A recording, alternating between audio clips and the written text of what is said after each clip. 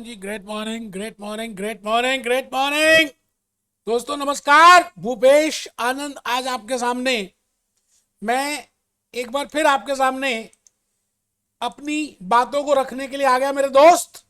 Lecture number 5 हम chapter कर रहे हैं, chapter 17 the cost of capital, ACCA F9 skill level financial management. बेटे लास्ट के 2 लेक्चर्स, मैं कहूंगा रादर लेक्चर 2, लेक्चर 3 और लेक्चर 4, कुछ पार्ट मैंने दूसरे कोर्सेज से लिया, लेकिन आप बिल्कुल भी ऐसा मत सोचना कि आपके लिए रेलेवेंट नहीं है। भले उसमें मैंने CMA USA बोल दिया, भले उसमें हॉक लेक्चर कुछ और बता दिया, बेटे उससे आप अपने माइंड को डिस्टर्ब मत करना, बिकॉज आज के लेक्चर के बाद आपको खुद पता चल जाएगा कि वो लेक्चर 2, लेक्चर 3 और लेक्चर 4 कितने इंपॉर्टेंट थे आपका बेस बनाने के लिए। वो सब कुछ बेस बनाने के लिए मैंने एज ए एडिशन दिया आपको कि आपका थॉट प्रोसेस चलना शुरू हो जाए, और जब हम आए तो लोहा गर्म और मैं चोट मारनी स्टार्ट कर दूं। बेटे लेक्चर 5, लेक्चर 6 के थ्रू मैं चोट मारूंगा, आपको बताऊंगा ACCA, कैप्लॉन, BBP में बेटे सारे क्वेश्चन जब हम कर लेंगे और सब कंसेप्ट देख लेंगे तो ऑटोमेटिकली इसका मतलब जो मैंने बताया सब ठीक था। अब 2 स्कूल्स ऑफ थॉट हो सकती हैं।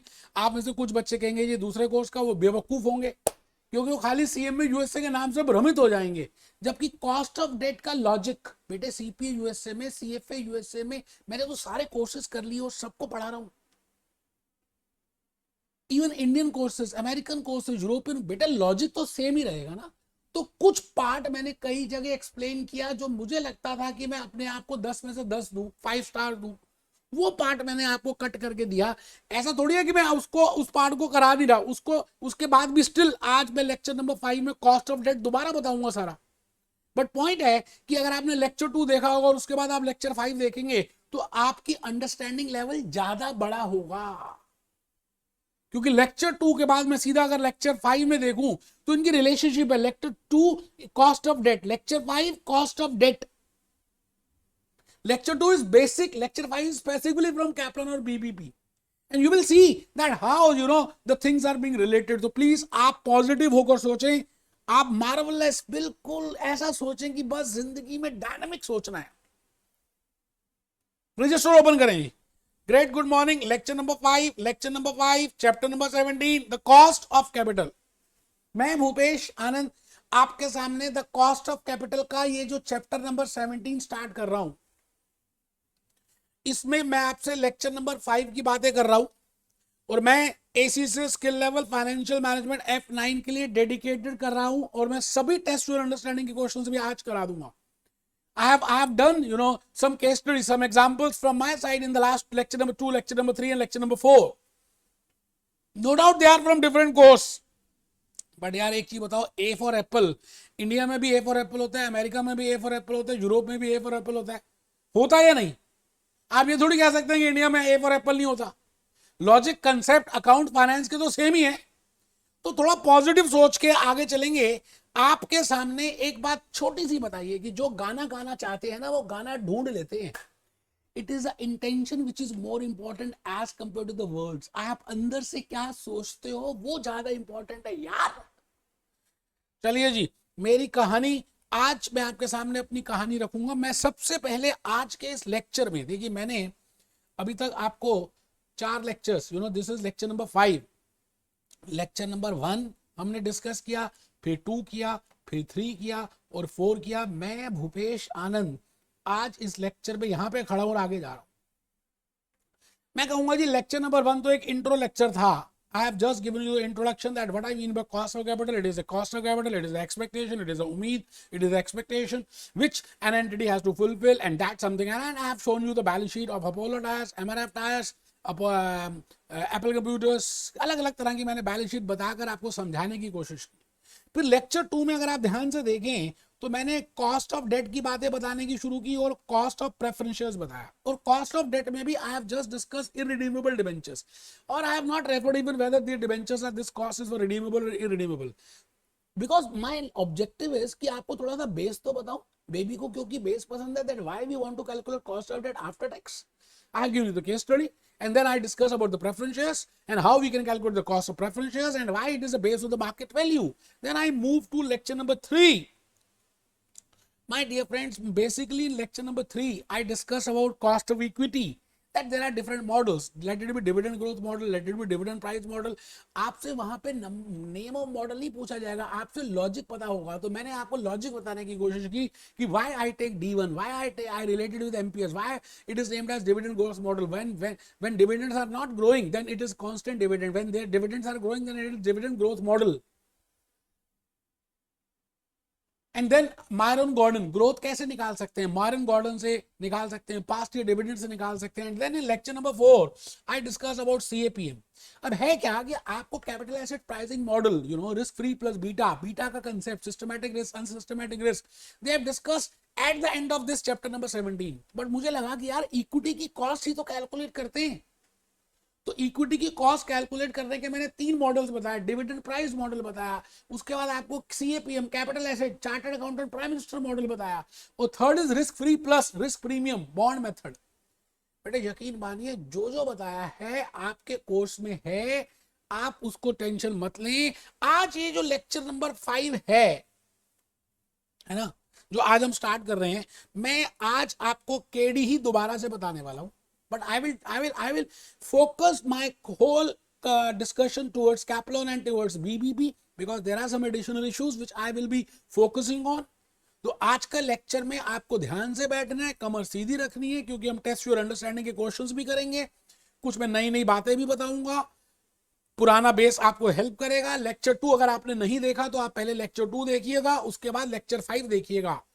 ये मेरी आपसे रिक्वेस्ट है. इसी तरह से लेक्चर 6 देखने से पहले लेक्चर 3 और लेक्चर 4 देखिएगा. आगे आपकी मर्जी है दोस्तों. मैं भूपेश आनंद आपका हूं, आप मेरे. मैं इसलिए आपके सामने रिवीजन की बातें शुरू कर रहा हूं. मैं इसको रिवीजन ही बोलूंगा बेटे, बिकॉज लेक्चर 2 में I have given the basic logic. What I mean by cost, what I mean by cost of debt, why we calculate it, and what are the logic behind that, what is the corporation tax rate, why it is pre-tax, why it is post-tax. For an investor it is always pre tax, क्योंकि जिसने invest किया है उसकी तो पूंजी लगी है, उसके पैसे लगे हैं, उसको तो जो कंपनी पे करेगी इसके लिए तो इनकम है. It is income for this, it is आमदनी for the investor. And the same thing is cost, the same thing is खर्चा for that investee, for that company. And that खर्चा is a deductible expense as per IFRS and as per US GAAPs and as per Indian GAAPs, Indian standards. So when खर्चा is deductible तो उसके ऊपर tax saving होगी. मैंने logically बताया था, आज फिर बताऊंगा. तो कंपनी के लिए घर में कॉस्ट कुछ कम पड़ेगी, लेकिन आप सब आराम से, मैं समझता हूं कि आपने लेक्चर 2 नहीं भी देखा, अगर आज ध्यान से मेरी बातों को सुन लिया तब भी समझ आ जाएगा यार. तो फर्स्ट पॉइंट में आपको मैं कहना चाहता हूं, आप सब सिंबॉलिकली लिखिए KD. K is cost, D is debenture. It means I want to calculate cost of debentures. Symbols में मत जाना यार, मैं फिर बार बार कह रहा हूं, इंटेंशन पे जाना. तो I will be discussing cost of debt in 4 aspects because it is as per designed in Kaplan and BBB as per ACCA. The basic logic is same, but मैं थोड़ा सा रंग रूप चेंज कर रहा हूं, हल्का सा. कंसेप्ट वही है, but I will be discussing for irredeemable debt. It means जो लेक्चर 2 में मैंने बताया था, that is for irredeemable debt. Now I will tell you what I mean by irredeemable, what I mean by redeemable, what I mean by convertible, what I mean by non-tradable. तो मैं 4 categories में आज cost of date को explain करूंगा, और इससे related जितने भी टेस्ट योर अंडरस्टैंडिंग के क्वेश्चंस होंगे वो भी डिस्कस करूंगा.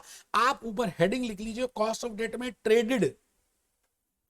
ट्रेडेड में, traded means which is traded in New York stock exchange, New York stock exchange, London stock exchange और एनी स्टॉक एक्सचेंज. ऐसा नहीं है कि न्यूयॉर्क या लंदन में, किसी भी स्टॉक एक्सचेंज में अगर वो ट्रेड होता है तो उसको ट्रेडेड बोलते हैं.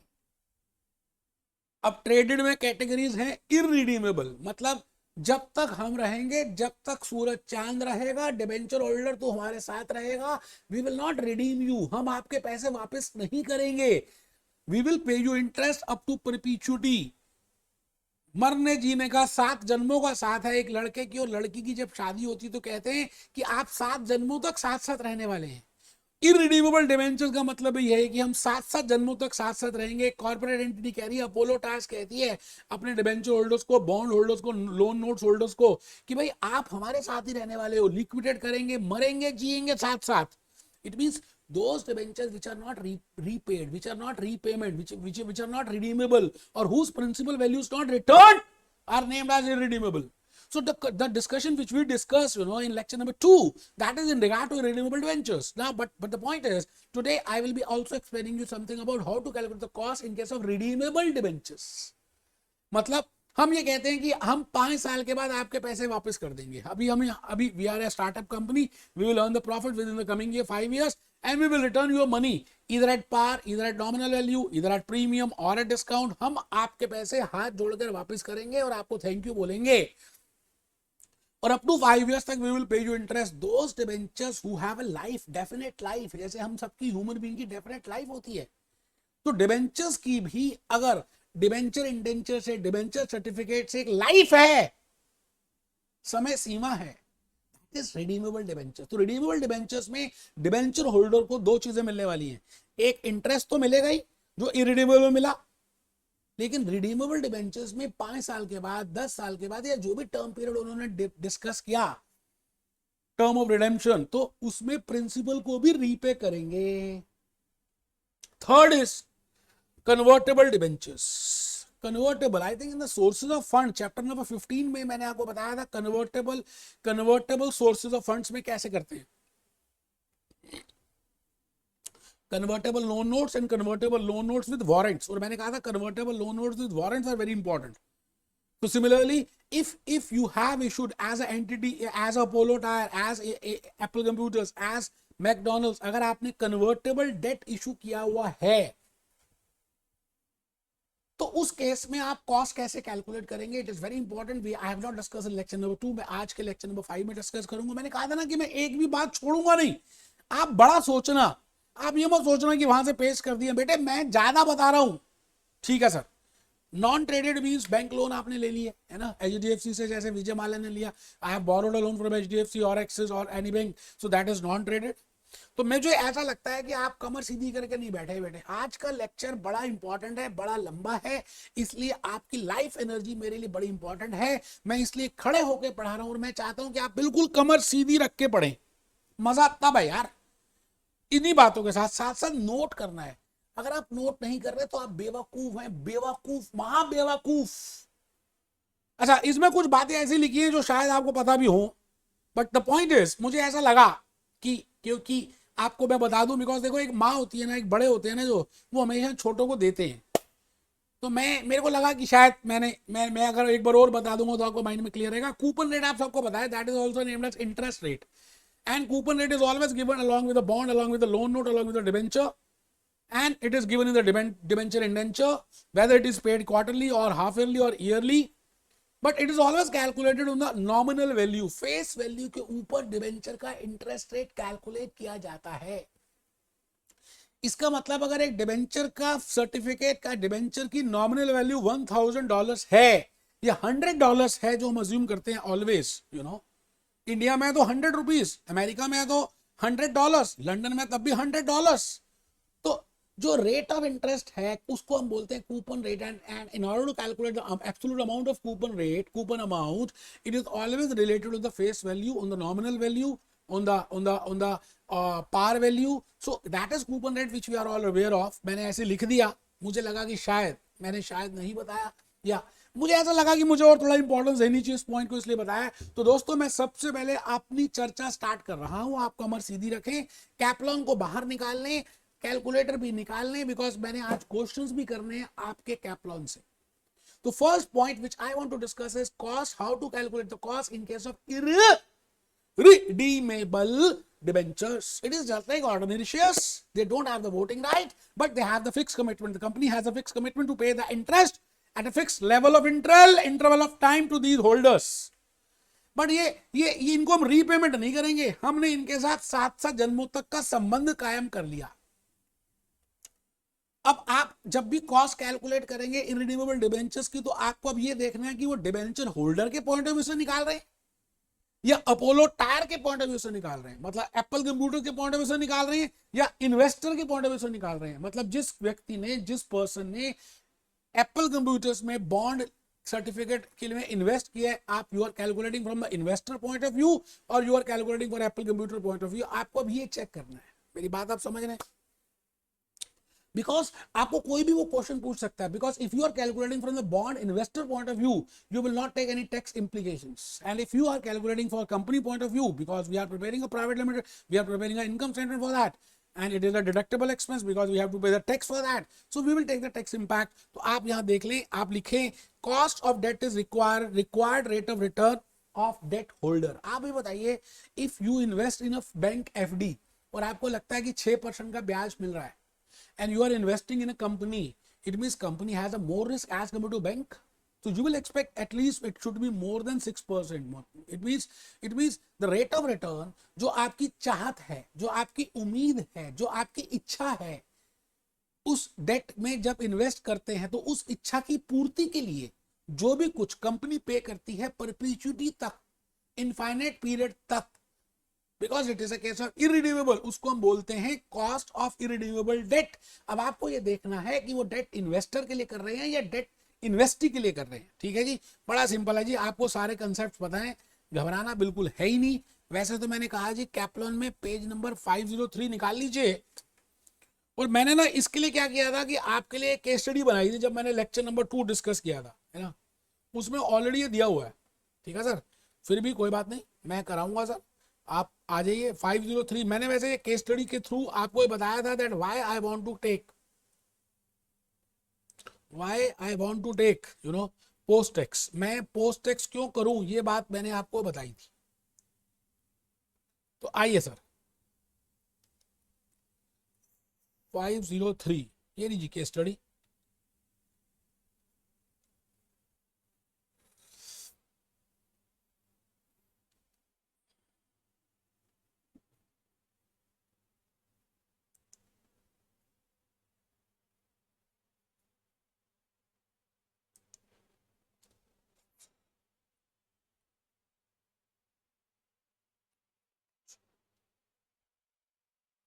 थोड़ा पेज नंबर आगे पीछे होगा, कोई टेंशन नहीं, मैं देख रहा हूँ। घबराते नहीं है बेटे,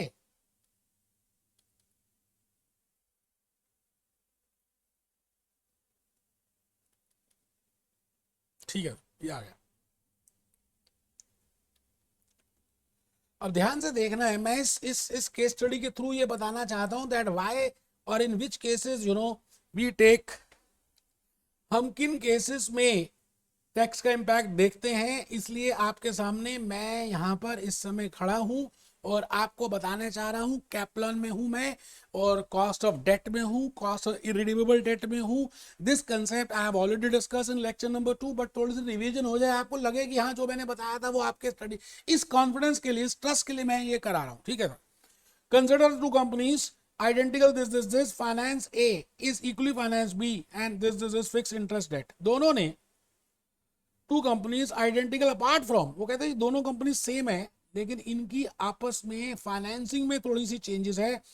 इस कंपनी ने 100% इक्विटी इशू किया हुआ है, this company has issued 100% equity and this company has issued debt of $10,000। ठीक है, अब बट नेचुरल है कि अगर एक कंपनी ने डेट से पैसे लिए तो उस कंपनी को डेट के ऊपर इंटरेस्ट देना पड़ेगा, and interest is a fix charge, you have to pay that. तो हम देखेंगे इंटरेस्ट कॉस्ट, देखिए जी 10% की अगर हम कॉस्ट निकालें तो बेटे 10% का 10,000 के ऊपर 1,000 की आ जाती है। Profit before tax, profit before tax, just have a look on this 10,000, because यहां पर इक्विटी दिया एंड इक्विटी के ऊपर हम डिविडेंड देते हैं, and dividend is not a charge against profit, dividend is a distribution out of profits। तो 10% यहां पर नहीं दिया तो ये आ गया जी 10,000, टैक्स का रेट 30% है। आप बताइए इस केस में हमने 10,000 के ऊपर 30% दिया और इस केस में 30% हमने पे किया 9,000 के ऊपर, because $1,000 interest is a deductible expense, it has to be paid, it can be deducted. अब आप ये लॉजिकली बताइए कि इसके प्रॉफिट्स में 3,000 रुपए का है और this is profit after tax, this profit, okay, interest, this profit is, मैं यहाँ पे एक चीज और निकाल देता हूँ, प्रॉफिट आफ्टर टैक्स 7,000 और 6,300। अगर आप देखें तो दोनों के बीच में डिफरेंस $700 का है, जबकि आपने ऊपर कॉस्ट चेक करिए तो difference is of $1,000, difference is of $1,000। अब एक बच्चों को नींद आ रही थी, वो कमर सीधी करके बैठा नहीं, वो बेवकूफ है। मैं कह रहा हूँ इंटरेस्ट में डिफरेंस $1,000 का है, लेकिन नेट अगर आप प्रॉफिट आफ्टर टैक्स में देखें तो difference is of $700। It is because वो जो $1,000 का आपने इंटरेस्ट पे किया है, it is a deductible expense and it can be debited in the income statement. ठीक है सर, बहुत बढ़िया। आई थिंक आपको लॉजिकली बात समझ आ चुकी है। ठीक है सर, मैं दोबारा से अपनी स्टडी मटेरियल अपने हैंड रिटन स्लाइड्स में आऊंगा और आपको फिर बताने की कोशिश करूंगा कि मैंने अभी अभी आपको इंपैक्ट ऑफ टैक्स रिलीफ बता भी दिया। That is why for investee, that is for the Apollo Tyres, ऐसा समझ लीजिए, why for Apollo Tyres we calculate post tax. मैंने ये बताने की कोशिश की कि अपोलो टायर्स में हम क्यों पोस्ट टैक्स कैलकुलेट करते हैं। एक तो बात होती है जी आप सुन लो और कर लो, एक बात होती है आपको ये पता होना चाहिए व्हाई वी डू दिस। तो मेरे लेक्चर्स में मैं हमेशा ये बताने की कोशिश करता हूं कि why we do this, why we calculate after tax. ठीक है सर, नेक्स्ट पॉइंट जो मैंने बताना है, features of irredeemable debentures which you are all aware of. मैंने आपको अभी अभी बातों बातों में बहुत बार बताया, इररिडीमेबल डिबेंचर्स में आपको जो आपने इन्वेस्टमेंट की है प्रिंसिपल की, वो रीपे नहीं होती। Interest you will get as a bond holder, interest आपको मिलता रहेगा। और जो मैंने आज तक आपको फॉर्मूलाज बताए हैं, लॉजिक्स बताए, वही चलेंगे। आप लिख लीजिए फीचर्स ऑफ इररिडीमेबल डिबेंचर्स। मैंने एक टाइमलाइन बनाई, इंटरेस्ट 1 मिलेगा, इंटरेस्ट 2 मिलेगा, इंटरेस्ट 3 मिलेगा, जब तक जिंदगी है तब तक इंटरेस्ट मिलेगा और इनफाइनाइट सीरीज तक मिलेगा। It will be up to infinite series. अच्छा मुझे एक चीज बताइए, मैं आपको एक बड़ी प्यारी सी बात बता रहा हूं। मैंने ये कैलकुलेटर बाय किया तो मैं इस कैलकुलेटर में ये चेक करूंगा कि मेरे को इस कैलकुलेटर से क्या बेनिफिट मिलेगा। जैसे आप एक रेनॉल्ड का पेन लेते हैं, आप रेनॉल्ड पेन लेने के लिए 10 रुपए पे करते हैं, बट आपको ये पता है कि मैं रेनॉल्ड के पेन को जब यूज करता हूं तो एक रजिस्टर मेरा पूरा भर जाता है, मैं लिखता हूं तो एक रजिस्टर मेरा ऑटोमेटिकली फिलअप हो जाता है। अच्छा एक बार ऐसा हुआ कि आपका एक रजिस्टर तो भर गया लेकिन अभी रिफिल है, उसमें अभी और भी इंक पड़ी है कि आप नेक्स्ट रजिस्टर को यूज कर रहे हैं, तो आपके मन में क्या आएगा कि पैसे वसूल हो गए, कि आपने जो $10 पे किए थे आपको उससे ज्यादा वर्थ मिल गई। बट ऐसा भी हो सकता है कि कई बार आप एक रजिस्टर को लिख रहे हैं और आधे रजिस्टर में वो पेन बिल्कुल खत्म हो गई, उसकी रिफिल, तो आप कहेंगे यार घाटे में रहे, 10 रुपए तो पे किए but we have not received the worth of that. तो मैं ये आपसे कह रहा हूं, जो आप बार बार कहते हैं ना वर्थ ऑफ दैट, पैसे वसूल हो गए, पैसे वसूल हो गए। जैसे अभी कोविड सिनेरियो की बात करें, भगवान ना करे दोबारा कोविड आए, कोविड तो चला गया, बहुत साल हो गए, बहुत पीरियड हो गया, लेकिन अगर आप देखें कोविड सेकंड वेव में ऑक्सीजन के सिलेंडर का प्राइस तो 10,000 रुपीज था, मान रहे, बट लोगों ने उसी के लिए 1 लाख 2 लाख रुपए दिए। तो मैं आपसे कहना चाहता हूं 1 लाख 2 लाख उस ऑक्सीजन सिलेंडर की बेनिफिट है जो आप उससे बेनिफिट वसूल करोगे, the benefit which you will be getting by buying that oxygen cylinder, and 10,000 rupees is the price. It means price अलग चीज होती है और वैल्यू अलग चीज होती है, मैं ये कहना चाहता हूं।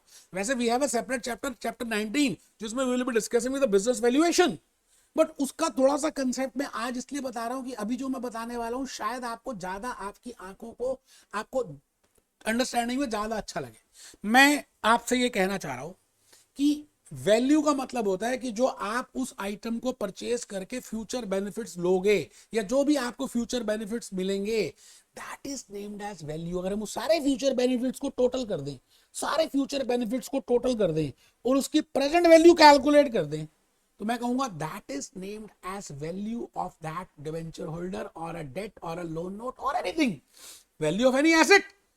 मैं कहता हूं जी मैंने टाई बाय की है, टाई, अब ये टाई को मैंने परचेज किया, इससे क्या बेनिफिट होगा अगर मैं इसको टोटल कर दूं? For example you doing ACCA, तो आप ये भी कह सकते हैं कि भाई मैं 25 साल में एसीसीए बन जाऊंगा या 22 साल में बन जाऊंगा, and I will B place in big four and I will be getting this much salary, फिर इसके बाद इतना इंक्रीमेंट होगा और मेरी वाइफ भी एसीसी होगी, उसका भी इंक्रीमेंट होगा, तो हमारे को पूरे 80 ईयर्स तक इतने पैसे मिलेंगे। तो इसका मतलब मेरी वैल्यू ये है। आप क्या कर रहे हैं जाने अनजाने में? आप ये देख रहे हैं कि एक चीज को जब आप करते हैं या परचेज करते हैं उससे फ्यूचर बेनिफिट्स कितने मिलेंगे। सिमिलरली अब यही लॉजिक आप यहां लगाइए। If you are buying a irredeemable debt and if you are a debt holder of that irredeemable debt, then you will see that what are the benefits you will be getting in the future। अगर मैं उसको सबको जमा कर दूं, जैसे मुझे तो इंटरेस्ट ही मिलना है irredeemable debt में, तो मैं अगर उनको सबको जमा कर दूं तो मैं कहूंगा that is the value or the worth of that irredeemable date.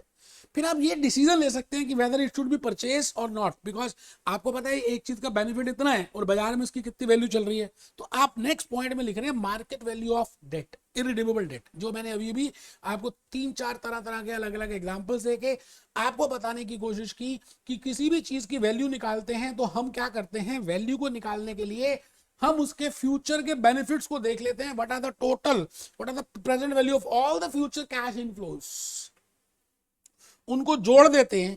Interest 1, interest 2, जैसे in case of irredeemable debentures I am not getting the principal amount, rather I will be only getting the interest amount. So if I add interest 1, interest 2, interest 3 and if I multiply with the present value factor of 1 year, present value factor of second year, present value factor of third year, and then this will be named as value। इसको हम बोलते हैं value of one debenture। This is named as value of one debenture। ठीक है sir, मैं आगे आ गया जी, मैं आगे आ गया सर। ये आपको मैंने लेक्चर 2 में कराया था, post tax cost of debt that is 1 I into 1 minus tax upon market value. Already बता दिए इसलिए मैं बार बार नहीं आ रहा। मैं चाहता हूं आप test your understanding question number 12 में आ जाएं, 11 में आ जाएं सॉरी, क्योंकि इससे रिलेटेड साथ साथ क्वेश्चंस भी करेंगे कि हमें लॉजिकली ज्यादा बातें तब समझ आएंगी। मैं आ गया जी 11 में, आप सब भी 11 में आ जाए।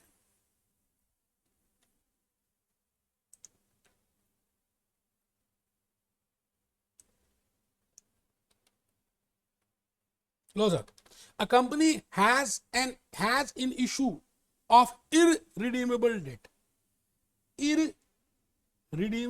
debt quoted at $80 x interest. अच्छा, मैंने आपको जब राइट शेयर्स बताए थे, सोर्सेज ऑफ फंड में इक्विटी किया था, तो मैंने आपको बताया था राइट शेयर्स क्या होता है, x right price and come right price. X का वैसे मतलब क्या, एक्सक्लूडिंग दैट, मतलब राइट देने के बाद का प्राइस। इसी तरह से in case of loan notes, in case of debentures we can have ex interest price and cum interest price. Cum का मतलब है अभी इंटरेस्ट पे नहीं किया या इंटरेस्ट मिलाकर ये प्राइस है, और एक्स का मतलब है इंटरेस्ट हटाकर प्राइस है। बट नेचुरल है, cum interest price is always more than ex interest price. तो आप घबराना मत कि एक्स इंटरेस्ट और कम इंटरेस्ट क्या है, समझ गए। हम आज से या आज के बाद हमेशा ये समझेंगे that we always calculate cost on the basis of ex interest. Getting my point. तो आप देखिए क्या लिखा हुआ है, 10% के डिबेंचर्स इशू किए। ठीक है जी, टाइमलाइन बना रहा हूं। $80 is the market price, which is X, right? Tax rate is 30%. What is the return required by the debt providers? Pre-tax। But अगर ये pre-tax नहीं भी लिखा होता तो जस्ट लिखते हैं कि डेट प्रोवाइडर्स, तो मुझे समझ आया था कि डेट प्रोवाइडर्स का मतलब it is for the investors. It is when I say for the investors, it is not for Apollo Tyres, not for Apple computers, rather it is for investor and we always calculate pretax for that.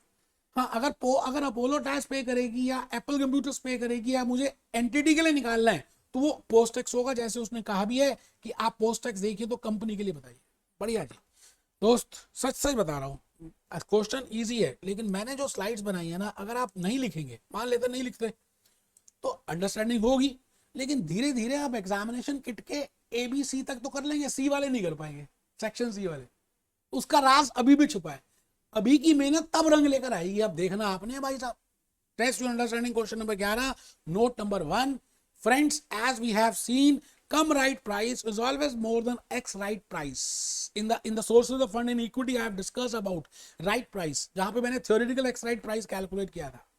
तो आपको मैं ये कहना चाहता हूं कि कम right हमेशा ज्यादा होता है। Similarly X interest price will always be more than cum interest price will always be more than X interest price. तो वही बात लिखी है, cum interest price is always more than ex interest price. In case of debentures, because interest is there, तो हम generally बोलते हैं ex right price, cum right price, cum interest price.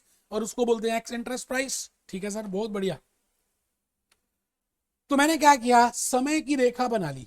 समय, मैं समय हूं, मैं चलता रहता हूं, मैं कभी रुकता नहीं। ये मैंने समय बना लिया जी, T0। ठीक है सर, ये मैंने यहाँ से रब कर दिया, गलती से यहाँ लिख दिया था। ये $80 मैंने यहाँ पे लिख दिए। मतलब आज हम खरीदें तो $80 रुपए देने पड़ेंगे लिस्टेड या एक्सचेंज में, तो हमें डिबेंचर मिलेगा। फिर नीचे लिखा जी required rate of return providers. अगर मैं इन्वेस्टर के पॉइंट ऑफ व्यू से देखूं, जो ए पार्ट है, ₹10, $10 है। इंटरेस्ट तो हमेशा फेस वैल्यू के ऊपर ही देते हैं, लेक्चर 2 में भी डिस्कस किया था। It is always calculated nominal value, par value. तो $10 का इंटरेस्ट आएगा ₹100 के ऊपर, बट ये डिबेंचर मुझे 80 का मिल रहा है, तो मैं अपना रिटर्न 80 के ऊपर कैलकुलेट करूंगा, 100 के ऊपर नहीं। आप एक अच्छे फाइनेंस मैनेजर हैं, तो 10/80 into this, that comes to 12.5%। It means इस डेट इन्वेस्टर की उम्मीद है कि मुझे कम से कम 12.5% का रिटर्न मिल जाए। ठीक है, अब अगर यही चीज कंपनी के पॉइंट से देखेंगे, उसको खर्चा कितना पड़ा, क्या खर्चा उसको 12.5% का पड़ा? नहीं, उसको 12.5 से कम पड़ा। क्यों?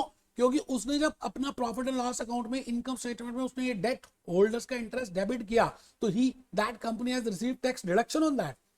30% का टैक्स रेट मिला, तो 12.5 इंटू 70% कर दीजिए, ऐसा देख लेते हैं कैलकुलेटर से। 12.5 इंटू 70%, दैट कम्स टू 8.75। मैंने तो कैलकुलेट भी कर दिया, आप फॉर्मूला लगाना चाहे लगा दीजिए। 10 इंटू 1 माइनस 0.30। अब एक बच्चा कह रहा है ये एक डिबेंचर का करेंगे सभी का। बेटे यू आर कैलकुलेटिंग परसेंटेज, आप 1 के लिए करें, 100 के लिए करें, 1000 के लिए करें, आंसर सेम आएगा। तो 10 multiplied by 1 minus 0.30 upon 80 market price. We all know that why we are relating it with market price into 100, that comes to 8.75, which I have just calculated with the help of a calculator। यार करो ना, थोड़ी हिम्मत करो, कमर सीधी करो यार। कर लेंगे कर लेंगे, कब करोगे? समय आ गया पेपर देने का, आधे से ज्यादा सिलेबस हमारा हो गया, जल्दी। मैं तो test yourself question number 12 में भी आ गया। ये लो, आओ आओ क्वेश्चन को पढ़ेंगे। आओ मेरे दोस्त, आओ जी, आओ जी, दिल से दिल लगाओ जी, आओ जी, आओ जी। Test your understanding question number 12 कर दो जी। देखो जी ध्यान से, a company has irredeemable, irredeemable, देखो क्या लिखा हुआ, irredeemable loan notes trading at 50x interest. घबराना नहीं है, अब आपको समझ आ चुका what is ex interest and what is post interest. Traded कहां? New York, London, India stock exchange. Coupon rate is 8% and tax rate is 30%। बेटे कूपन रेट बोले या इंटरेस्ट रेट बोले, आपको पता है क्या मतलब है? It is always calculated on par value और नॉमिनल वैल्यू। समझदार हो गए ना, तो इस क्वेश्चन को करने से पहले, अगर समझदार हो गए तो इस क्वेश्चन को करने से पहले टाइमलाइन बनाओगे, वर्किंग नोट बनाओगे, नहीं तो आगे आपकी मर्जी है भाई साहब। मैं क्या बोलूंगा, मैं कुछ नहीं बोलूंगा, मैं चुप रहूंगा, राधा नहीं बोलेगी। I have prepared a timeline यार।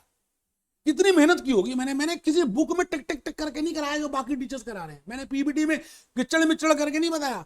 बेटे खड़े होकर टाइल लगाकर हैंड रिटन स्लाइड्स बनाकर फिर समझाने की कोशिश की है। क्या बात करेंगे यार।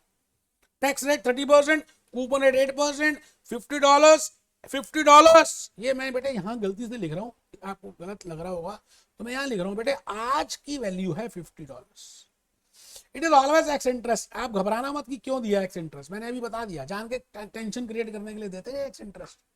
ठीक है जी, इन्वेस्टर है, इन्वेस्टर की उम्मीद निकालनी है। उम्मीदें 8% है, 8/50। 8 कैसे आया बेटे? 8% है, ₹100 की वैल्यू है। आप बताइए जी, $8 है, ये $50 है।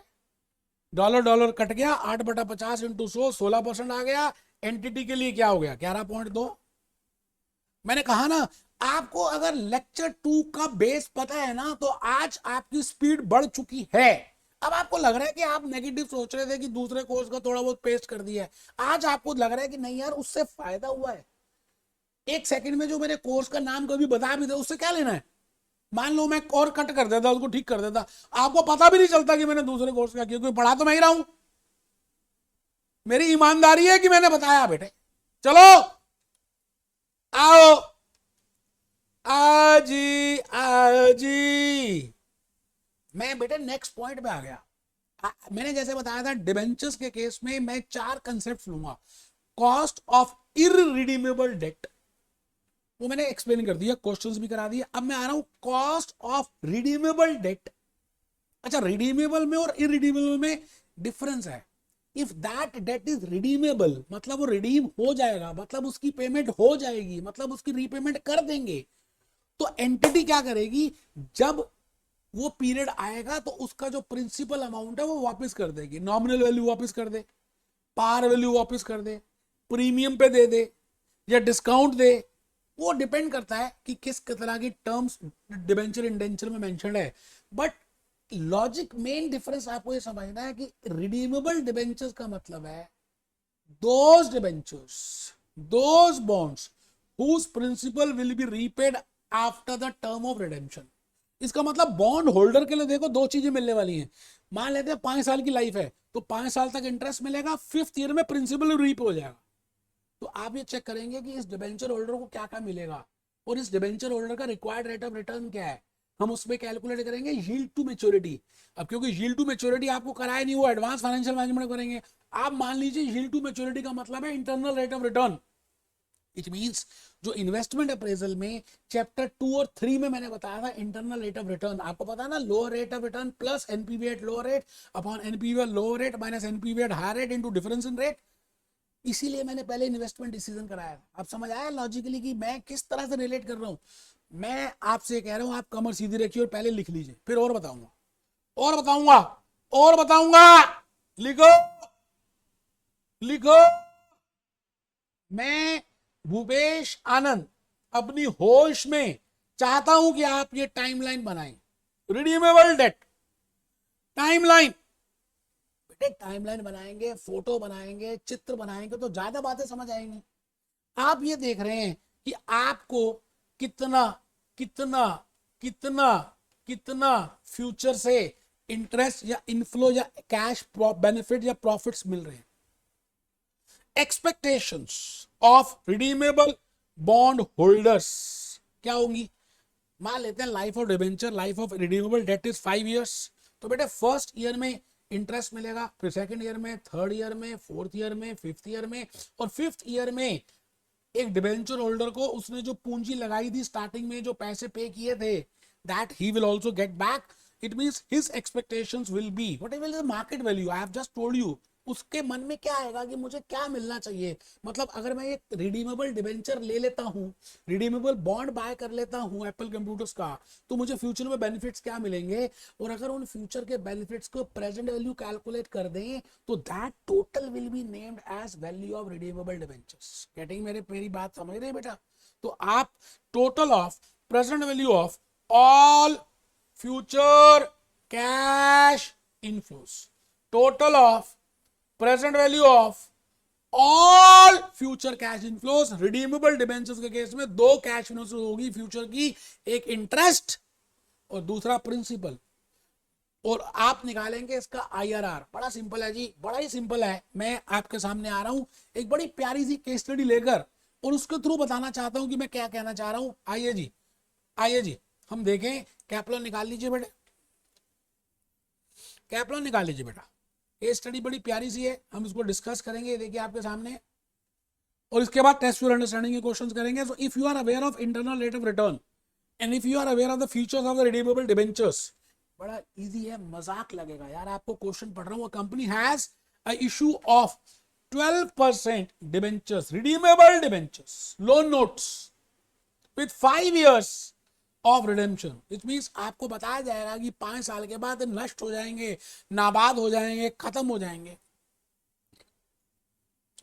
Redemption will be at nominal value.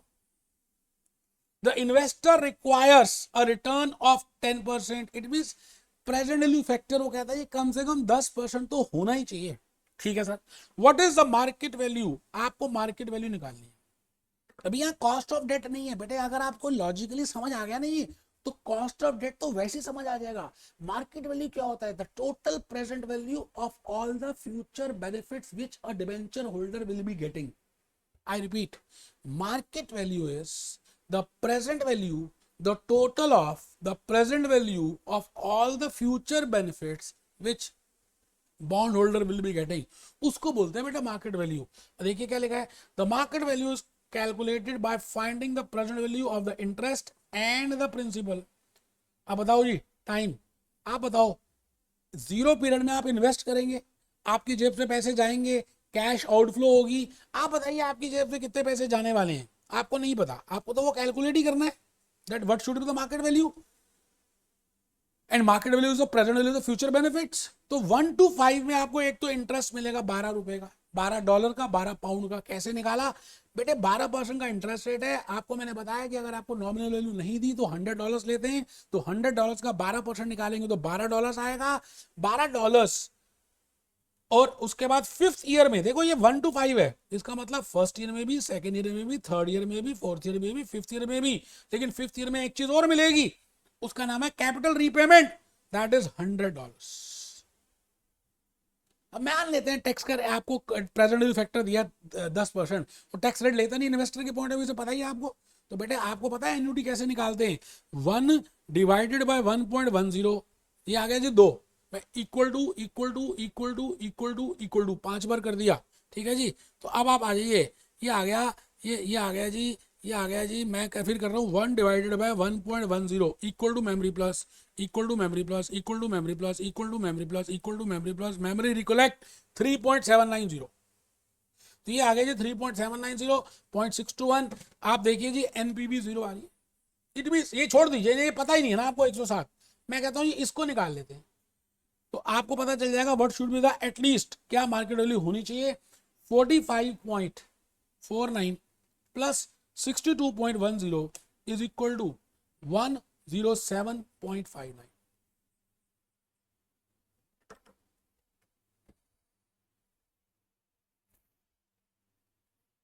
मैंने कहा मुश्किल है नहीं, आप कमर ढीली करके बैठेंगे तो मुश्किल लगेगा। ये मेरी ईमानदारी है कि मैं केस स्टडी भी करा लूं कैपलॉन की, टेक्सुअल अंडरस्टैंडिंग भी करा रहा हूं, और कुछ एडिशन में और भी दिया है। इसके बाद भी समझ नहीं आता तो आपको समझ आ ही नहीं सकता।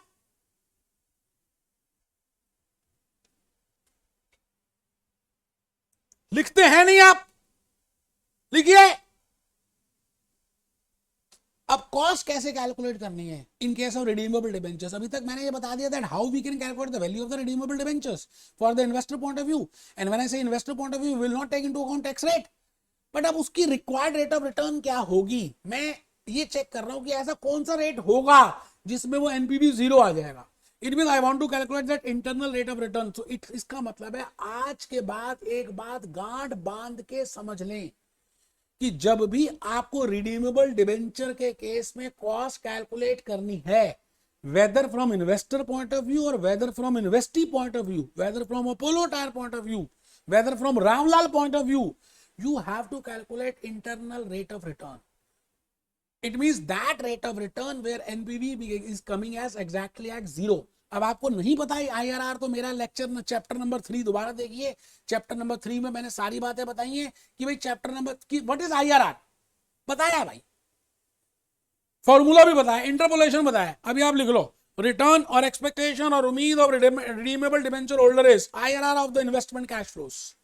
आप ये देख रहे हैं कि उसका IRR क्या है, इंटरनल रेट ऑफ रिटर्न क्या है। अभी अभी हमने केस स्टडी की थी और उसमें मैंने आपको बताया था कि कैश फ्लोस कैसे निकालेंगे। तो बेटे 0 पीरियड में आपकी जेब से पैसे जाएंगे, कितने जाएंगे, जितनी मार्केट वैल्यू आज एग्जिस्ट कर रही है मैं वही पे करूंगा, मुझे वो डिबेंचर मिल जाएगा। अब मैं कोई चीज खरीदूंगा, जैसे आप एक कप ऑफ चाय पीते हैं तो आप एक्सपेक्ट करते हैं कि चाय पीने के बाद आपको एक लेवल ऑफ सेटिस्फेक्शन मिले। तो level of satisfaction is a future benefit which you will be getting after drinking that cup of T. तो आपको इंटरेस्ट मिलेगा कब तक, जब तक उसका लाइफ है, और जब लाइफ खत्म हो जाएगी तो आपको उसकी कैपिटल रीपेमेंट मिलेगी। ये आपको मिलेगा, ये आप देंगे, ये आप देंगे, ये आपको मिलेगा। तो भाइयों और बहनों आप आराम से इसको निकाल सकते हैं। उसके बाद हम इंटरपोलेशन यूज करेंगे, डिस्काउंटिंग रेट यूज करेंगे और आपके पास आंसर आ जाएगा। आप लिखो जी IRR, क्योंकि कुछ बच्चे ऐसे भी हो सकते हैं कि उन्होंने शायद वो IRR नहीं किया तो मैंने फिर लिख दिया। IRR can be calculated by some concepts as in investment decisions. IRR, internal rate of return, अंदर का अपना आपका rate of return can be calculated by the same concept as an investment decision. Same concept है ही IRR वहां का। भाई आप ऐसे बॉन्ड होल्डर हो, आप ये सोच रहे हो कि आप एक प्रोजेक्ट तो कर रहे हो, ऐसा मानो ना कि आप एक डिबेंचर ले रहे हो और 5 साल तक का प्रोजेक्ट है, आपने उसमें आउटफ्लो इतनी लगाई, उसमें इतनी इनफ्लो मिलेगी, तो ऐसा कौन सा रेट होगा जो मैक्सिमम रेट होगा जहां पे एनपीवी जीरो आ जाएगी? That is IRR। So for calculating that expectation you have to calculate IRR for that debenture holder, and the formula is lower rate plus NPV at lower rate upon NPV at lower rate minus NPV at higher rate into difference in rate. पता है आपको, लिख लीजिए।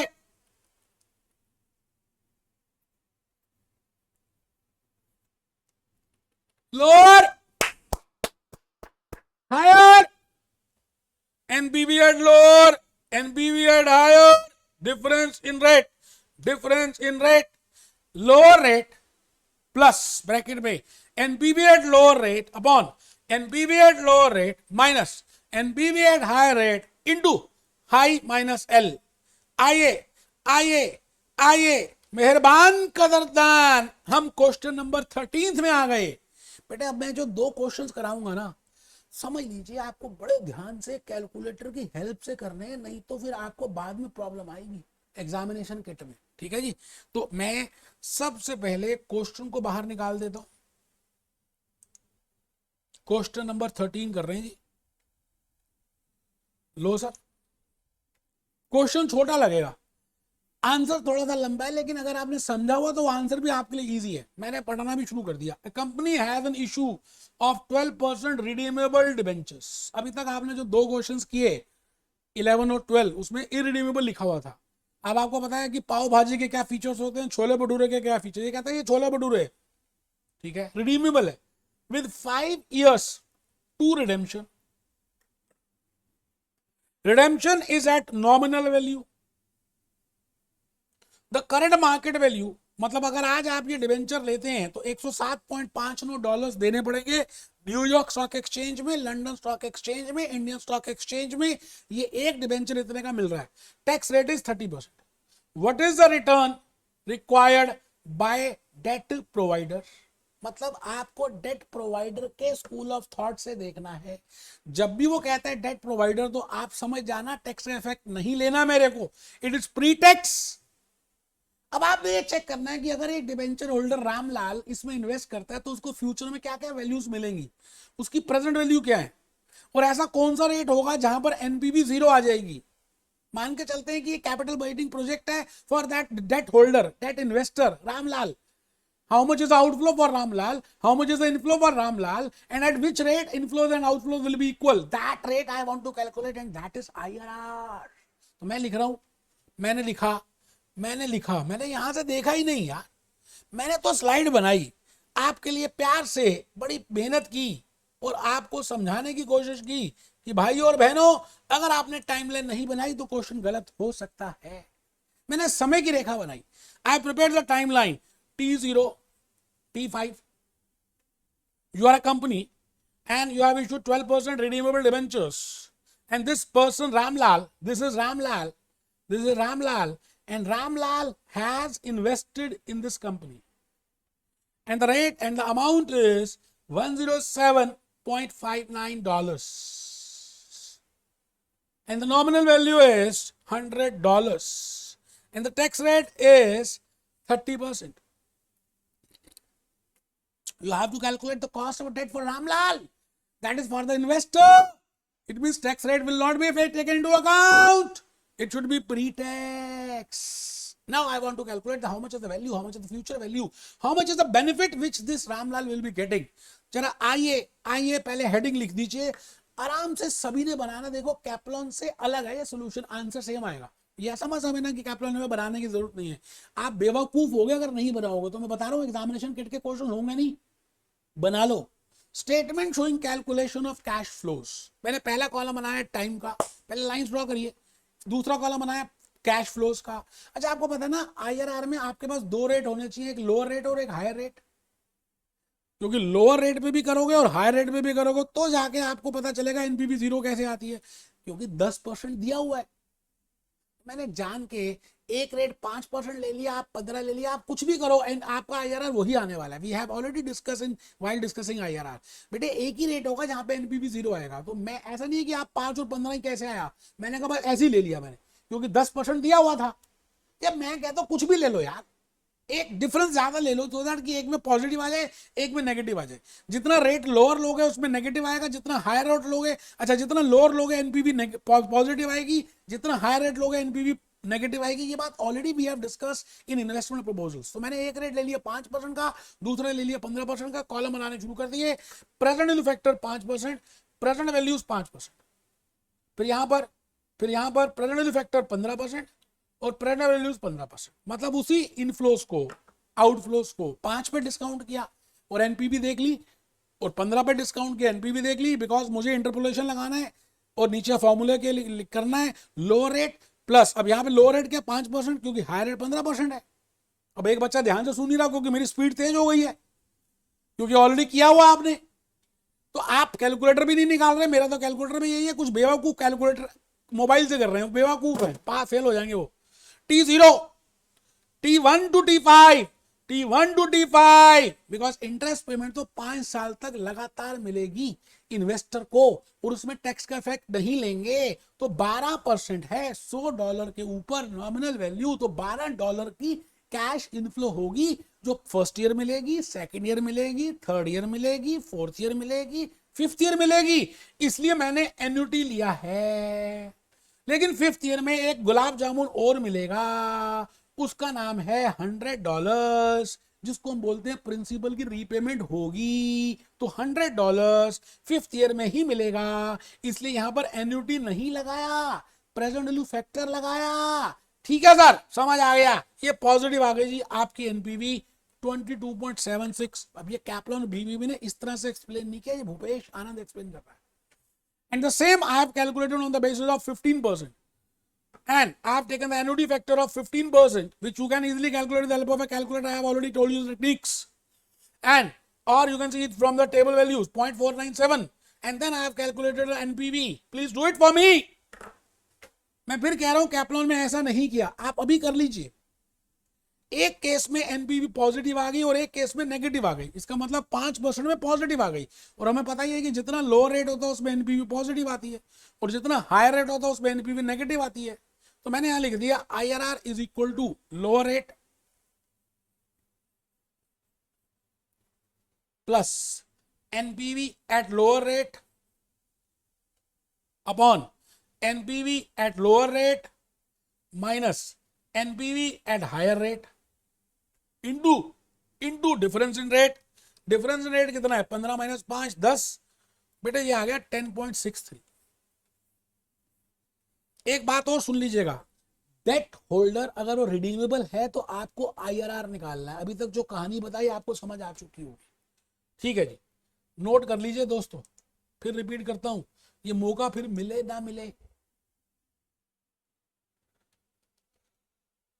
Cost of redeemable debt for an entity point of view, बड़ी simple सी बात है, हमने आईआरआर निकालना है, चाहे इन्वेस्टर के लिए करें चाहे उसके लिए करें। हाँ, अगर इन्वेस्टर के लिए नहीं कर रहे, कंपनी के लिए कर रहे हैं, तो इंटरेस्ट इट डिडक्टेबल एक्सपेंस, वहां पे हम आफ्टर टैक्स लेंगे। It is post tax cost of debt. IRR is calculated as follows, year T0, T1 से T9, N, TN, cash flows, market value, interest में 1 माइनस टैक्स ले लेंगे, capital repayment कर लेंगे, मार्केट वैल्यू ये आपने इसकी प्रेजेंट वैल्यू ले ली, ये आपके कैपिटल रीपेमेंट आ गई। डिफरेंस कुछ नहीं है, खाली हमने इंटरेस्ट को आफ्टर टैक्स लिया बस, और कुछ नहीं। चलो जी, टेस्ट योरसेल्फ क्वेश्चन नंबर 14 में इंफॉर्मेशन वही है, बट आपको कॉर्पोरेट एंटिटी के लिए कैलकुलेट करना है। तो मैं क्वेश्चन नहीं पढ़ रहा, वैसे पढ़ना है तो पढ़ सकते हैं, कोई ऐसी दिक्कत नहीं है। मैं आ गया, चलो जी पढ़ लीजिए। वो कहता है using the same information calculate from company point of view, कोई दिक्कत टेंशन ही नहीं है। एक ही डिफरेंस आएगा, आपको आईआरआर ही निकालना है, बट इंटरेस्ट जब आप लेंगे, क्योंकि आप कॉर्पोरेट एंटिटी के लिए ले रहे हैं, तो आफ्टर टैक्स लेंगे। वही बात मैंने की है friends. For a company interest is a deductible expense, So relevant cost is post tax. Friends, for a company, interest is a deductible expense. So relevant cost is post tax. सीधी सी बात है जी. ये 8.4 ले लिया. पहली बार इन्वेस्टर के case में $12 लिया था, क्योंकि 12% ऑफ $100 निकाला था, तो $12 आ गया था इंटरेस्ट. कंपनी के केस में $8.4 लेंगे. क्यों? क्योंकि टैक्स रेट 30% लेस हो जाएगा. तो ये कर दिया जी. आगे तो सिंपल है जी भाई साहब. फिर क्या करना है? सिंपल है. आपने लाइंस ड्रॉ नहीं करी तो आप बेवकूफ हैं. बंद कर लीजिए प्लीज बेटे. अच्छा लगता है मैं खड़े होकर टाई लगाकर आपके सामने फुल एनर्जी के साथ पढ़ाता हूं, है, और आप ढीले ढीले बैठते हैं, लाइंस भी ड्रॉ नहीं करते. कैलकुलेटर तो कभी तक खरीदा नहीं आपने. शर्म आनी चाहिए यार. Friends, for a company interest is a deductible expense. Please draw the columns. Time, cash flows, present value factor, present value, present value factor, present value. पहला 5% लें, फिर 15% लें, उसके एनपीवी निकालें. इंटरेस्ट 8.4 लें. बस यही डिफरेंस है. इन्वेस्टर के केस में हम $12 ले रहे थे, यहाँ पे $8.4 ले रहे हैं. उसके बाद आईआरआर निकालेंगे. आईआरआर कैसे निकालेंगे? NPV at lower rate upon NPV at lower rate minus NPV at higher rate into difference in rate.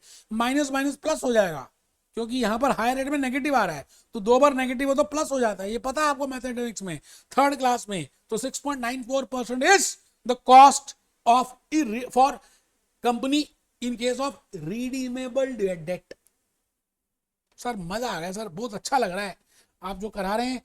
अच्छा लग रहा है, बहुत अच्छी बात है बेटे, बहुत ही अच्छी बात है. आपके सामने मैं अभी एक दो बातें और बतानी है, जैसे कॉस्ट ऑफ कन्वर्टेबल डेट,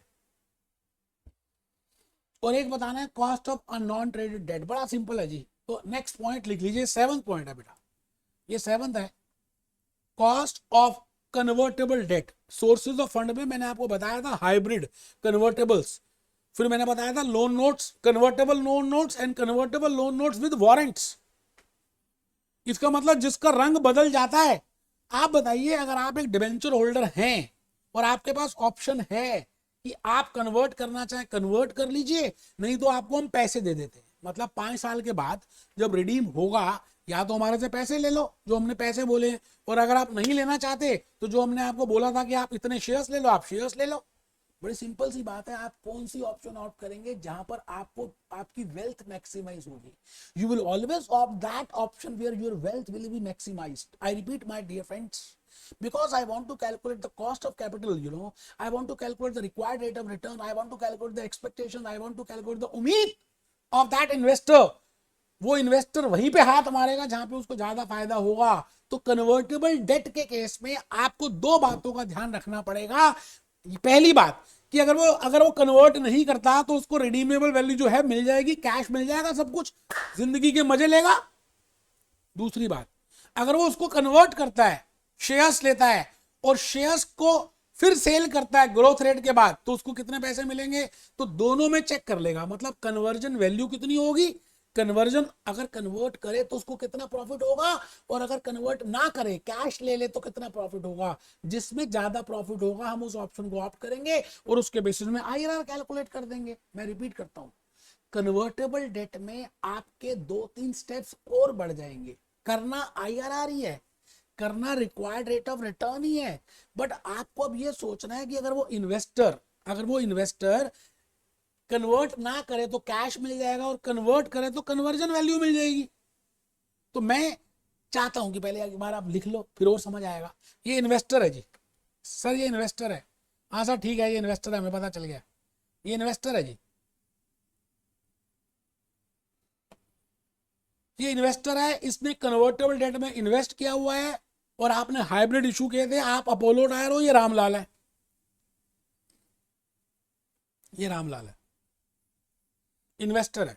इसके बाद 2 ऑप्शंस हैं. पहली ऑप्शन है कि उसको कैश ही मिल जाए, मतलब रिडीम कर ले और चैप्टर क्लोज, कैश. ये कहता है जी मुझे गंगोत्री जाना है, बस अब घूमना है, जिंदगी बहुत हो गई, कैश ऑप्शन ले ली. दूसरी ऑप्शन है इसने कन्वर्ट कर लिया, मतलब उस लोन से, उस डिवेंचर से, उस बॉन्ड से इसने शेयर्स ले लिए. ठीक है सर, दोनों ऑप्शंस में देख लिया. तो उसमें क्या करना है, दोनों ऑप्शंस में उसको जितना बेनिफिट होगा, तो मैं कहूंगा ये कैश ऑप्शन है और ये कन्वर्जन ऑप्शन है. as a prudent investor he will always go in that option where his wealth will be maximized, जहां पर उसको ज्यादा प्रॉफिट होगा। आपने पहले वो ऑप्शन निकालनी है और उसके बेसिस पे आईआरआर निकालना है, बस खत्म, और कुछ नहीं है। तो उसके लिए मैंने छोटी सी 2-3 बातें लिख दी हैं। Following are the steps to be calculated as for convertible debt. Easy है, मुश्किल नहीं है, ऐसी लिख दी है, नहीं भी लिखोगे चलेगा, क्वेश्चन करोगे तो समझ आ जाएगा। Calculate conversion option if converted, calculate conversion value, ऐसा कर लीजिए, calculate conversion value, calculate conversion value, compare conversion value with cash option, मतलब रिडीमेबल ऑप्शन, अगर उसने रिडीम कर दिए तो रिडीमेबल ऑप्शन कितनी है। Compare conversion option with cash option, calculate conversion value. But natural conversion में बेनिफिट होगा तो कन्वर्जन में जाएगा, कैश में बेनिफिट होगा तो कैश में जाएगा। अब जिसमें बेनिफिट होगा उसको देख लेंगे और उसके बाद फिर आईआरआर ही निकालना, जैसे भी हमने रिडीमेबल डेट पे कैलकुलेट किया था, वी विल कैलकुलेट आईआरआर। अभी मैं करके दिखाता हूं आपको, तब लॉजिकली समझ आएगा। कमर सीधी कर लो भाई साहब, मैंने कहा ना अभी क्लास थोड़ी सी 5-10 मिनट और चलेगी, ये लंबी क्लास थी, बीच में छोड़ता तो आपका रिलेशन टूट जाता। ठीक है सर, लिखो। मैं आपके सामने इस समय test yourself question number 15 कर रहा हूं। एक भी क्वेश्चन आपने अभी 15 समझदारी से ध्यान से कर लिया ना, तो पूरा लॉजिक समझ आ जाएगा आपको, जो मैं आपको अभी यहां पे बोल रहा हूं।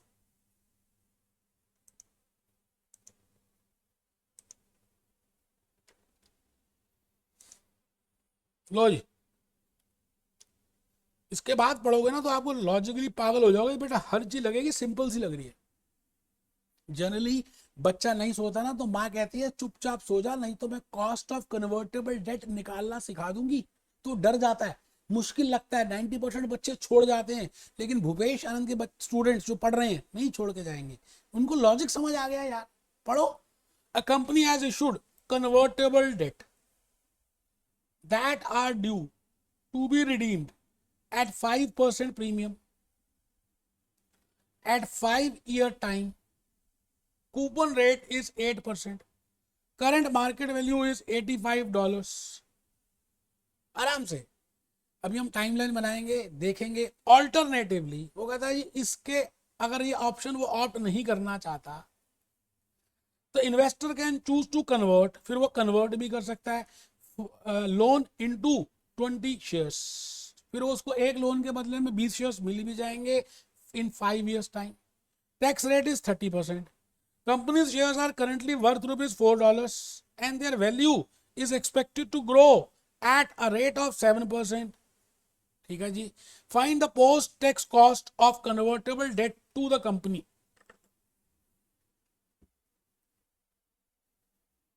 कंपनी के लिए हमेशा पोस्ट टैक्स होती है। मैं 1-2 मिनट दे रहा हूं, एक बार अच्छी तरह से प्यार से शांति से इसको पढ़ें। इसके बाद तो 1-2 मिनट की क्लास रहेगी। ये क्वेश्चन खत्म तो समझ लीजिए क्लास भी खत्म। और जिन बच्चों को समझ आ गया है वो क्या करें, टाइमलाइन बनाना स्टार्ट कर दें, क्योंकि इसमें टाइमलाइन बड़ी खूब आपको बेनिफिट देगी। मैंने लिखा friend firstly we will prepare 2 options and timeline. हम पहले 2 ऑप्शंस की टाइमलाइन बनाएंगे। कूपन रेट 8% है, जो जो लिखा है वो लिख दिया यार मैंने। और करंट वैल्यू $85 है। रिडीमेबल वैल्यू 5% प्रीमियम पे, nominal value par value plus 5%। Cash offer $105 का है, मतलब $100 तो ये था ही, प्लस $5 का प्रीमियम होगा तो $105 आ जाएगा। अगर वो कैश ऑप्शन में जाता तो उसको $105 मिल जाएंगे 5th ईयर में, सीधी सी बात। बट अगर वो कन्वर्जन ऑप्शन में जाता है तो उसको 4 शेयर्स मिलेंगे, 20 शेयर्स मिलेंगे, जिसका मार्केट प्राइस आज $4 है। मतलब आज मीन्स यहां पर। लेकिन आपको तो यहां पे कंपेयर करना है कि 5th ईयर में कितना होगा, क्योंकि ये तो कैश ऑफर तो 5th ईयर का है, क्योंकि ये तो 5th ईयर में मिलेंगे। तो आप ये बताइए कि जिसकी आज वैल्यू $4 है वो कह रहा है जी 5 साल के बाद ये ₹4 की वैल्यू 5% से ग्रो करेगी, 5% से ग्रो करेगी। तो आपको यहां देखना है कि इसकी मार्केट प्राइस कितनी होगी एक शेयर की, क्योंकि उसको मैं 20 शेयर से मल्टीप्लाई कर दूंगा। Then I can compare that whether I should go for cash offer और whether I should go for conversion option. ठीक है सर, आराम से। मैं फिर कहता हूं ये लास्ट क्वेश्चन है आज के लेक्चर का, बड़ा इंपॉर्टेंट है। अभी नहीं किया तो करोगे ही नहीं, मुझे पता है। मेरे साथ साथ कर लोगे तो समझदारी करोगे, टाइमलाइन बना लो बेटे। Coupon rate 8%, current value $85, redeemable value cash offer 105। आराम से चेक कर लीजिए। ग्रोथ रेट कह रहा है 5% है। तो मैंने क्या किया मेरे बेटे, कैश ऑप्शन तो निकाल ही लिया। कैश ऑप्शन तो $105 का है। अब मुझे देखना है कि मैं $105 में जाऊं या कन्वर्ट करूं। तो for that I have to see whichever is higher, for that I have to calculate the conversion value. तो मैंने क्या किया जी, कन्वर्जन वैल्यू निकालने की कोशिश की। आई विल बी गेटिंग 20 शेयर्स, मैं 20 शेयर्स रिसीव करूंगा। ठीक है सर, आज उसकी वैल्यू $4 है। मैं ये चेक करना चाहता हूं कि 5 साल के बाद कितनी हो जाएगी। It means I want to calculate the future value because cash offer is also $105 at T5. So I want to find out the conversion value also at T5. But this value of $4 is given to me for T0. So I will be calculating future value for this. How much will be the price at 5th year? And for that, I am given with the rate that is 7%. The present value factor is 7%. 7% का factor आपको दिया हुआ है। तो आप मुझे बताइए कि फ्यूचर वैल्यू 5 साल के बाद 7% पे कितनी रहेगी। सिंपल है जी, कैलकुलेटर आपके हाथ में। 4 into 1.07 into 1.07 into 1.07 into 1.07 into 1.07 या 4 into 1 या 1.07 raised to power 5, वो आ गया जी 1.402। 1.402, तो 1.402 और future value $4 into 1.402 is equal to 5.61। आराम से, इसका मतलब 5 साल के बाद इस शेयर का प्राइस $5.61 होगा। आज क्योंकि $4 है, 5% की ग्रोथ होगी, 7% की ग्रोथ होगी। 5 साल के बाद यही $4 का प्राइस $5.61 हो जाएगा। इसलिए 5.61 इंटू 5.61 इंटू 20 शेयर्स, क्योंकि मुझे 20 शेयर्स मिलने वाले हैं, है ना, 20 शेयर्स मिलने वाले हैं। तो 20 शेयर्स मिलेंगे तो बेटे आप बताओ 5.61 करो ना जरा, into 20, that comes to 5.61 into 20, that comes to 112.20। Cash offer $105 की है और इसमें इसको 112.2 है। बस मैं 112.2 करूंगा। अब आपका कैलकुलेशन वैसे ही चलेगा जैसे पहले था। 0 IRR निकालना है तो 2 फैक्टर्स लेने पड़ेंगे, एक लोअर एक हायर। मुश्किल नहीं है यार, आसान है। 85 आप देंगे, फर्स्ट ईयर का तो आ ही गया। मैंने एक फैक्टर लिया 5%, दूसरा लिया 10%, आपकी जो मर्जी ले लो। एक 6 लेना है, दूसरा 12 लेना है, आंसर फिर भी वही आएगा। कोई टेंशन नहीं है यार।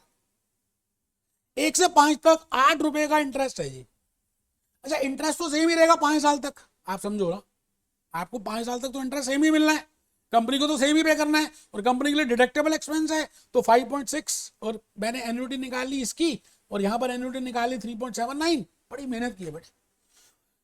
5th ईयर में आप कैश ऑफर नहीं लोगे $105 का, rather you will take conversion and that value which you have already calculated is 112.20। उसको आपने मल्टीप्लाई किया और फिर नीचे आंसर कैलकुलेट कर दिया बेटे, IRR निकाल लिया। ये होती है मेहनत। और एक आप है कि कैलकुलेटर से कैलकुलेट तक नहीं कर रहे बेटे, कॉपी पेस्ट करने के लिए जन्म हुआ। कर लो कॉपी पेस्ट, मुझे क्या, करो करो कर लो बेटे, आपकी मर्जी है। मैं तो लास्ट पॉइंट की तरफ बढ़ता जा रहा हूं। लास्ट वैसे नहीं भी कराऊंगा तो आपको समझ आ जाएगा, कुछ मुश्किल था ही नहीं, है ही नहीं, है ना। मुश्किल नहीं है बेटे। ये है जी cost of non tradable debt, मतलब जो आप लोन लेते हो, है ना, वही तो नॉन ट्रेडेबल होता है। HDFC से लोन ले लिया, एक्सिस बैंक से लोन ले लिया, वो तो इरिडीमेबल जैसा निकालते थे। 1 माइनस टैक्स, इंटरेस्ट जितना भी पे करोगे वेदर इट इज ट्रेडेड और non traded, interest is a deductible expense and your cost is post tax. So that is I have just written interest into 1 minus tax. Question number 16 में यही करना है। 11% का interest है, tax rate 30% है, after tax आएगा 7.7%। ईमानदारी से बताना, जो लेक्चर 2 में मैंने कराया था, जो थोड़ा सा पेस्ट किया था, अगर वो नहीं किया होता तो आज शायद काफी सारा लेक्चर आपके ऊपर से चला जाता। तो बेटे जो मैं कह रहा हूं चुपचाप करते जाओ। अब हम मिलते हैं लेक्चर नंबर 6 में। Be happy, B jolly, B cheerful.